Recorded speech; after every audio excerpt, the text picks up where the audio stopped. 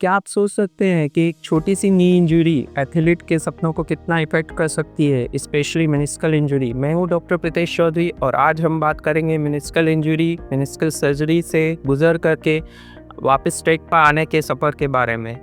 जी हाँ, meniscal injury के बारे में बात करें तो पहले हम बात करते हैं मेनिस्कस होता क्या है। ये एक सी शेप के कार्टिलेज होते हैं नी जॉइंट के अंदर, जो कि थाई बोन और शिन बोन को कुशनिंग का काम करते हैं, उनको स्टेबिलिटी प्रदान करते हैं और शॉक अब्जॉर्प्शन का काम करते हैं।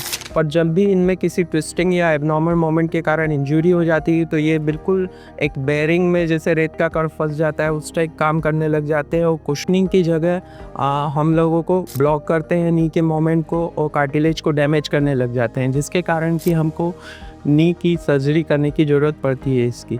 तो अब हम बात करते हैं कि ये सर्जरी क्यों और किस टाइप की हो सकती है। जब हम नी में मेनिस्कल इंजरी होती है तो वो दो टाइप के मेनली रीज़न में होती है। एक तो रेड जोन जहाँ पर कि ब्लड सप्लाई होती है और एक वाइट जोन जहाँ ब्लड सप्लाई नहीं होती। तो रेड जोन में हम मेनिस्कस को रिपेयर कर सकते हैं और इसको प्रिजर्व कर सकते हैं, जबकि वाइट जोन में जहाँ ब्लड सप्लाई नहीं होती वहाँ पर हमको मेनिस्कस को ट्रेन करना रहता है। तो इसमें रिकवरी के टाइम दोनों ही सर्जरीज में डिफरेंट होते हैं। जब हम मेनिस्कल रिपेयर पर जाते हैं तो हमको टॉकर को हील होने के लिए एंकस से जो मेनिस्कस हील हो जाए उसको हील होने के लिए टाइम देना रहता है। तो इसमें हम लोगों को 3 से 6 महीने के करीब टाइम लगता है, जबकि जब हम ट्रिमिंग पर जाते हैं तो नॉर्मली 3 to 6 वीक्स में पेशेंट पूरी तरह के नॉर्मल एक्टिविटीज़ में आ जाता है। अब ये जो रिहैब का टाइमिंग है ये पेशेंट की फिटनेस और उसके हीलिंग पावर को बहुत कुछ डिपेंड करता है कि उसका हीलिंग पावर जिसका जल्दी होता है, अच्छा होता है, वो जल्दी रिकवर कर जाता है।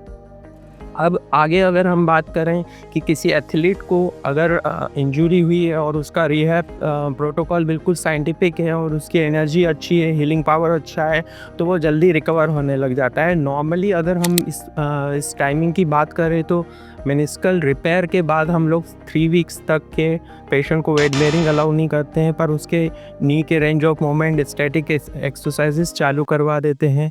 3 to 6 वीक्स के करीब में पेशेंट वेट बेयरिंग चालू करता है और स्ट्रेंथनिंग की हल्की एक्सरसाइजेस और नी का पूरा रेंज ऑफ मोमेंट प्राप्त कर लेता है। 6 वीक्स ऑनवर्ड्स पेशेंट को हम जॉगिंग वगैरह और लाइट एक्सरसाइजेस और स्ट्रेंथनिंग एक्सरसाइजेस के प्रोटोकॉल्स पर डालते हैं और 3 मंथ्स to 6 मंथ्स में पेशेंट गेम स्पेसिफिक एक्सरसाइजेज और ट्रेनिंग लेना चालू कर देता है, जिससे कि उसकी मसल्स की स्ट्रेंथनिंग और फ्लेक्सिबिलिटी आ जाती है और वो अपने नॉर्मल गेम में 6 मंथ्स ऑनवर्ड्स ज्वाइन कर सकता है।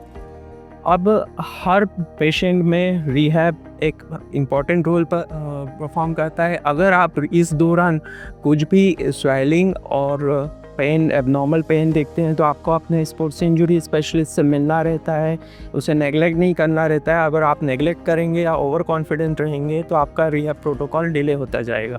मेनिस्कल सर्जरी के बाद का जो भी प्रोटोकॉल है रिहैब का वो टफ ज़रूर होता है, पर प्रॉपर गाइडेंस और पेशेंस के साथ आप इसको अच्छे से पार कर सकते हैं और पहले से भी स्ट्रॉन्ग होकर उभर सकते हैं। अगर आपको इस टॉपिक के बारे में कुछ भी जानना है तो आप हमें नीचे कमेंट कर सकते हैं या हमारी कॉन्टैक्ट डिटेल पर कॉन्टैक्ट कर सकते हैं और हम आपको वापस से प्रॉपर ट्रैक पर आने के लिए सहायता कर सकते हैं। नमस्कार।